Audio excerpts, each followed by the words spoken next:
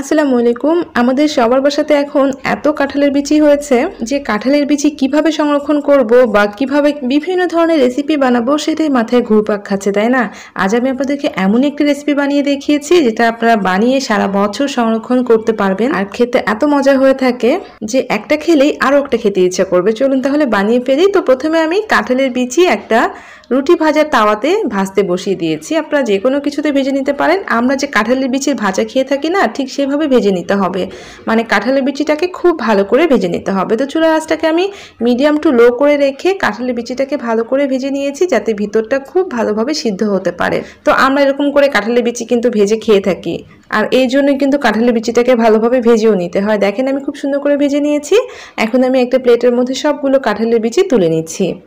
আর তুলে নেওয়ার পর এই যেরকম একটা পেপার বিছিয়ে দিয়ে আমি এখন কাঁঠালের বীজের খোসাটা ছাড়িয়ে নিব। এই জন্য সবগুলো কাঁঠালের বিচি নিয়েছি আর গরম অবস্থাতে এগুলোকে খোসা ছাড়াতে হবে। তো আমি এরকম পাটার শিল দিয়ে খুব ভালো করে থেতো করে নিচ্ছি একসাথে। এতে করে না খুব দ্রুত কাঁঠালের বিচির যে খোসাটা রয়েছে ছাড়িয়ে নেওয়া যায়। তো আমি খুব ভালো করে পেপার মুড়িয়ে দিয়ে এভাবে থেতো করে নিয়েছি। এখন দেখবেন যে 5 মিনিটও লাগবে না এই খোসাগুলো ছাড়িয়ে নিতে।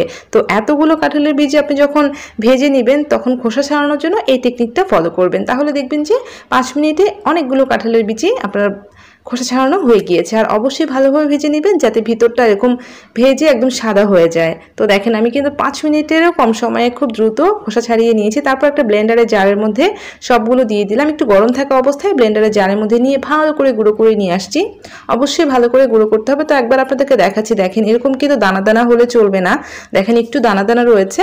তো আমি আবারও খুব ভালো করে ব্লেন্ডারে ব্লেন্ড করে নিচ্ছি। গুঁড়োটা যদি খুব ভালো করে নেওয়া যায় তাহলে খেতে ভালো লাগে আর আপনি খাওয়ার সময় বুঝতে পারবেন না যে আপনি কাঁঠালের বিচি দিয়ে কিছু খাচ্ছেন।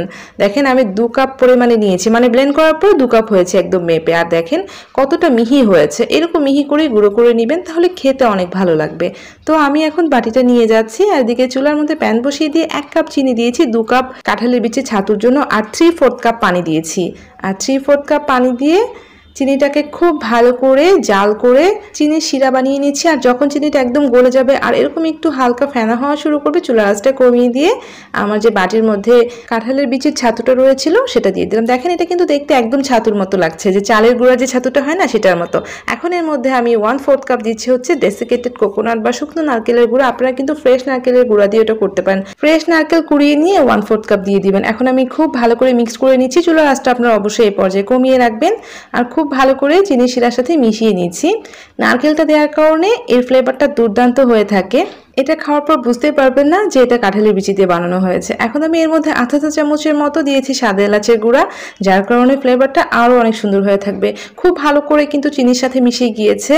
এখন আমি নামিয়ে নিব আর নামিয়ে নেওয়ার পরেই কিন্তু এটা গরম গরম গড়িয়ে নিতে হবে। তার আগে একটু চেক করে দেখছি দলা পেকে যায় কিনা। দেখেন খুব সুন্দরভাবে দলা পাকানো যাচ্ছে। তো আমি এখন নামিয়ে নিচ্ছি আর নামিয়ে নিয়ে গরম গরম এটাকে গড়িয়ে নিতে হবে। আমি লাড্ডুর শেপ করে নিব। এর জন্য আমি একটা মেজারমেন্ট চামচ নিয়েছি 1 টেবিল চামচের, সেটা দিয়ে মেপে মেপে আমি লাড্ডুগুলো গড়িয়ে নিচ্ছি।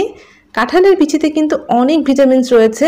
তো অনেক বাচ্চারাই আছে কাঁঠালের বিচি খেতে পছন্দ করে না। তো আপনারা কিন্তু এভাবে কাঁঠালের বিচির ছাতু দিয়ে লাড্ডু বানিয়ে দিতে পারেন। এখন আমি ডেসিকেটেড কোকোনাটের মধ্যে একটু গড়িয়ে নিচ্ছি, এতে করে দেখতে ভালো লাগবে। তো এভাবে আমি সবগুলো গড়িয়ে নিচ্ছি আর অবশ্যই গরম থাকা অবস্থাতে গড়িয়ে নেবেন, তাহলে খুব দ্রুত এটা সেট হয়ে যাবে। তো আমি খুব ভালো করে সবগুলো একই মাপে গড়িয়ে নিচ্ছি। হাত দিয়ে একটু চেপে চেপে গোল গোল লাড্ডু করে নিচ্ছি আর সবগুলোই আমি এভাবে ডেসিকেটেড কোকোনাটে গড়িয়ে নিয়ে তুলে নিচ্ছি। এভাবে কাঁঠালের বিচির লাড্ডু বানিয়ে আপনারা ফ্রিজে রেখে 1 বছর পর্যন্ত সংরক্ষণ করতে পারবেন। তো আমি দেখেন সবগুলো বানিয়ে নিয়েছি।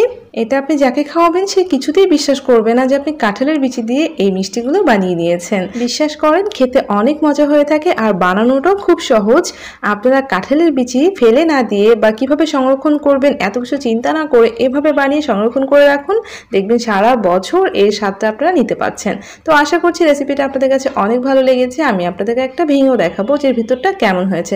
এটা কিন্তু খুব বেশি শক্ত হবে না, ভিতরটা কিন্তু সফট হয়ে থাকে। তো আপনারা এভাবে অনেকগুলো বানিয়ে নিয়ে এয়ারটাইট কন্টেনারে ফ্রিজে রেখে দিবেন, তাহলে সারা বছরই খেতে পারবেন। এটা কিন্তু অনেক পুষ্টিকর একটা খাবার। আপনাদের কাছে যদি ভালো লাগে প্লিজ রেসিপিটাতে একটা লাইক দিয়ে যাবেন আর আমার পাশে থাকার জন্য প্লিজ চ্যানেলটা সাবস্ক্রাইব করতে ভুলবেন না। সবাই ভালো থাকবেন। আল্লাহ হাফেজ।